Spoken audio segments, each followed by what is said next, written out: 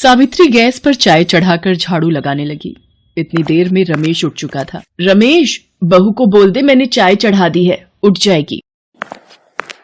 बोल दो उठ गई हूँ, और एक कप चाय बना भी देंगी तो कौन सा इनके हाथ घिस जाएंगे। माँ तुम्हें पता तो है सुधा उठ जाएगी, तुम भी कम नहीं हो, जरा जल्दी क्या उठ गई, बस शुरू हो जाती हो। मैंने इसलिए बोला बेटा, चाय अगर ज्यादा देर की बनी रखी हो तो बेस्वादी हो जाती है। तो दूध कौन सा तुम लाती हो, लाएंगे तो हम ही अपने पैसों से। बड़ी आई मुझे बोलने वाली। और ये रसोई अभी तक फैली हुई है, कपड़े धुले नहीं हैं, एक चाय क्या बना दी, सोच रही हैं बड़ा काम कर दिया।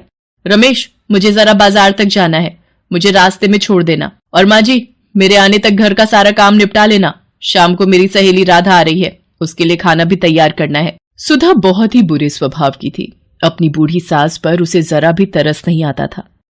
वो सावित्री से ही सारे घर का काम करवाती थी। सावित्री कई बार दुखी हो जाती थी, पर वो अक्सर बेटे की वजह से चुप हो जाती थी। रमेश के सिवा सावित्री का इस दुनिया में कोई भी नहीं था। सावित्री घर का सारा काम निपटाकर कुछ देर के लिए लेटी ही थी कि माँ जी, मेरी सहेली राधा आ गई है, मैं उसके साथ बैठी हूँ, जाओ रसोई में जाकर खाने की तैयारी करो। ठीक है बहू, मैं अभी बना देती हूँ। सुधा, तेरे तो मजे हैं, सारा काम तेरी सास कर लेती है, तू तो आराम से बैठकर खाती है। वो तो है, वैसे इन सासों से भी काम निकलवाना पड़ता है। ये ले पकौड़े आ गए, आजा पकौड़े खा। ये क्या कर दिया, अंधी कहीं की बुढ़िया, मेरा 10,000 का सूट है ये, और इस पर चटनी गिराकर इसे पूरा खराब कर दिया। सुधा, कैसे कैसे बूढ़े लोगों को तूने घर में रखा हुआ है, सारा मूड खराब हो गया यार। ये क्या कर दिया तुमने, मैं सच में तुम जैसी सास से तंग आ गई हूँ। बुढ़िया मरती भी तो नहीं है, इतने समय बाद मेरी सहेली आई है और उसका इतना महंगा सूट खराब कर दिया। अब हमारी आंखों के सामने खड़े होकर और क्यों गुस्सा दिलवा रही हो, निकल जाओ यहां से। गलती हो गई बेटा, अब नजर कमजोर हो गई है, इसलिए मैं देख नहीं पाई। तुम्हारी गलती की वजह से मेरा इतना महंगा सूट ठीक थोड़ी हो जाएगा, इस पर तो दाग लग ही गया ना।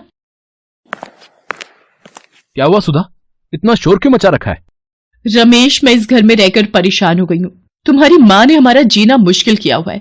इतने समय बाद मेरी सहेली आई, मैंने इनसे जरा से पकौड़े क्या बनाने के लिए कह दिए, इन्होंने गुस्से में उसके सूट के ऊपर पूरी चटनी का कटोरा ही गिरा दिया। इतना महंगा 10,000 का सूट खराब कर दिया। मेरी कोई इज्जत ही नहीं है मेरी दोस्तों के सामने। माँ, थोड़ा तो ध्यान से चला करो, कितनी बार कहा है अपना चश्मा लगा लिया करो। इतने महंगे महंगे चश्मे तुम्हें बनवा कर देता हूँ, रोजाना ही तुम मुझे चश्मा ठीक करवाने के लिए भेज देती हो, फिर भी तुम्हारी आंखों को दिखाई क्यों नहीं देता। सॉरी राधा जी, मेरी वजह से आपका सूट खराब हो गया, इनकी तरफ से मैं आपसे माफी मांगता हूँ। अरे नहीं नहीं रमेश जी, ऐसी कोई बात नहीं है, आप मुझसे माफी मत मांगिए। वैसे आजकल बहुत से वृद्धाश्रम है जो खुले हुए हैं, आप अपनी माताजी को किसी वृद्धाश्रम में क्यों नहीं छोड़ाते। अपनी उम्र के लोगों के साथ रहकर इनका भी मन लगेगा और आप लोगों को भी अपनी जिंदगी खुले से गुजारने का मौका मिलेगा। मेरे पड़ोस में बहुत से लोग हैं जिन्होंने अपने माता पिता और सास ससुर को वृद्धाश्रम में छोड़ दिया है और खुशी से अपनी जिंदगी गुजार रहे हैं, न कोई रोक टोक न कोई सिरदर्दी। क्यों रमेश, कह तो राधा बिल्कुल सही है, हम भी क्यों ना माँ जी को किसी वृद्धाश्रम में छोड़ाएं। ठीक है सुधा, मैं कल ही किसी वृद्धाश्रम में बात करता हूँ, फिर हम माँ को वहीं छोड़ाएंगे। हे भगवान, ये मेरे बेटा बहू हैं जो मुझे वृद्धाश्रम में छोड़ने की बात कर रहे हैं। नहीं, मैं वृद्धाश्रम में नहीं जाऊंगी, मैं इस घर में ही नहीं रहूंगी, मैं यहां से चुपचाप चली जाऊंगी। तुम दोनों अपनी जिंदगी में खुश रहना मेरे बच्चों, मैं तुम्हें अब और तंग नहीं करूंगी। और अगली सुबह तड़के ही जब रमेश और सुधा सो रहे थे, सावित्री अपने कुछ कपड़े और थोड़े बहुत जो उसके पास पैसे थे लेकर घर छोड़कर निकल पड़ती है। सावित्री एक बस स्टैंड पर पहुंचती है। बैठो हरिद्वार हरिद्वार हरिद्वार, बैठो बैठो हरिद्वार हरिद्वार हरिद्वार हरिद्वार, माता जी हरिद्वार जा रही बस, बैठिए बैठिए। हरिद्वार की एक टिकट दे देना भैया। सावित्री हरिद्वार जाने वाली बस में बैठ जाती है। उसे नहीं पता था उसकी जिंदगी उसे किस मोड़ पर ले जा रही है। उसकी आंखें आंसुओं से भीगी हुई होती हैं। बस हरिद्वार के लिए चल पड़ती है। कुछ देर बाद, माता जी हरिद्वार आ गया, बस रुक गई है। यहाँ तक तो आ गई, पर यहाँ रहकर मुझे कोई काम करना होगा। मेरे पास इतने पैसे नहीं कि ज्यादा दिन तक गुजारा हो पाए। अम्मा जी, चाय पियोगी? बस 5 रुपए की है। अरे बिटिया, तुम तो बहुत छोटी सी प्यारी सी हो, चाय तो मुझे पीनी है, लाओ एक प्याली दे दो। ये लो 5 रुपए। पर तुम इस बस स्टैंड पर अकेली चाय बेच रही हो? मेरा नाम बिंदिया है, मैं अपनी माँ के साथ रहती हूँ। वो मेरा भाई आने वाला है ना, तो माँ अब काम नहीं कर पाती। पहले मेरे बाबा थे ना, वो चाय बेचते थे, पर कुछ दिन पहले हम जब फुटपाथ पर सो रहे थे तो एक गाड़ी बाबा को चोट मारकर चली गई और बाबा हमें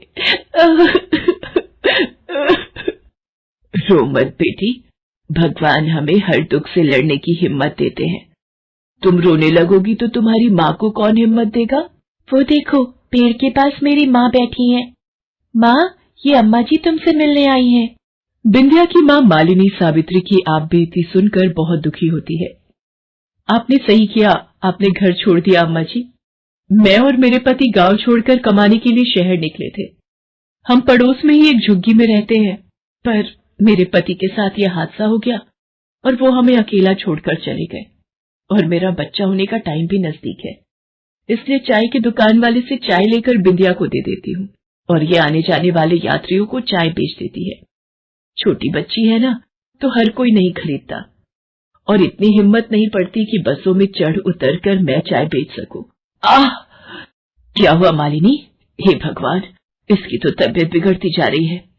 सावित्री मालिनी को हरिद्वार के एक अस्पताल में भर्ती करवाती है, पर मरीज शरीर से बहुत ही कमजोर है, इसलिए हम माँ और बच्चे दोनों में से किसी एक को ही बचा पाएंगे। अम्मा जी, अगर मुझे कुछ हो गया तो आप मेरे बच्चों का ध्यान रखोगी ना? मेरे बच्चों का कोई भी नहीं है इस दुनिया में, मेरे बच्चे अनाथ हो जाएंगे अम्मा जी। मालिनी, तुम ठीक हो जाओगी, तुम्हें कुछ नहीं होगा। मालिनी नहीं बच पाती, उसके शरीर में इतनी ताकत नहीं थी कि वो एक बच्चे को जन्म देकर जी पाती। गरीबी और भूख से उसका शरीर खोखला हो चुका था और वो अपने बच्चे को जन्म देकर इस दुनिया से चली गई। मरीज ने आखिरी वक्त में हमें ये बच्चा आपको सौंपने के लिए कहा था, ये लीजिए। अम्मा जी, माँ कहाँ चली गई? माँ क्यों नहीं बोल रही? माँ बोल क्यों नहीं रही अम्मा जी? तुम्हारी माँ इस दुनिया को अलविदा कह गई बेटी। आज से मैं तुम दोनों की देखभाल करूंगी, शायद भगवान भी यही चाहते हैं। सावित्री ने अपने हाथ में एक सोने की अंगूठी पहनी हुई थी, जिसे बेचकर वो हरिद्वार बस स्टैंड के सामने किराए की एक छोटी सी दुकान लेकर वहीं चाय बनाकर बेचने का काम शुरू कर देती है और बिंदिया और मोनू को पालने लगती है। ग्राहक भी अब अम्मा की चाय के नाम से खुली उस दुकान पर चाय पीकर ही आगे बढ़ते थे। सावित्री को चाय की दुकान खोले 6 साल गुजर गए थे। उसने बिंदिया और मोनू का एक स्कूल में दाखिला करवा दिया और वो दोनों स्कूल जाने लगे। एक सुबह जब सावित्री बिंदिया और मोनू को स्कूल छोड़ने जाने लगी, दादी माँ, मुझे ये बिस्कुट चाहिए। बिस्कुट लेना है बेटा? ये लो, पर तुम्हारे मम्मी पापा कहाँ हैं? अरे रोहन बेटा, आप हाथ छोड़ाकर यहाँ कैसे चले आए? बस चलने वाली है, चलो। तुमने मुझे भूल से ही सही पर दादी माँ बोला है ना। ये लो, ये सारे बिस्कुट तुम रख लो, तुम्हें अच्छे लगे ना? घर जाकर रोजाना मेरी तरफ से एक बिस्कुट खाना। रमेश इससे पहले कुछ कह पाता, सावित्री बिंदिया और मोनू को स्कूल छोड़ने चली गई। Best buddies. Hello friends, thanks for watching this video.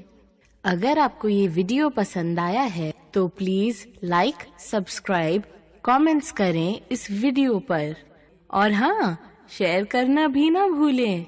और भी मजेदार वीडियो देखने के लिए नीचे दिए गए बेल आइकॉन को दबाएं। देखते रहिए बेस्ट बडीज।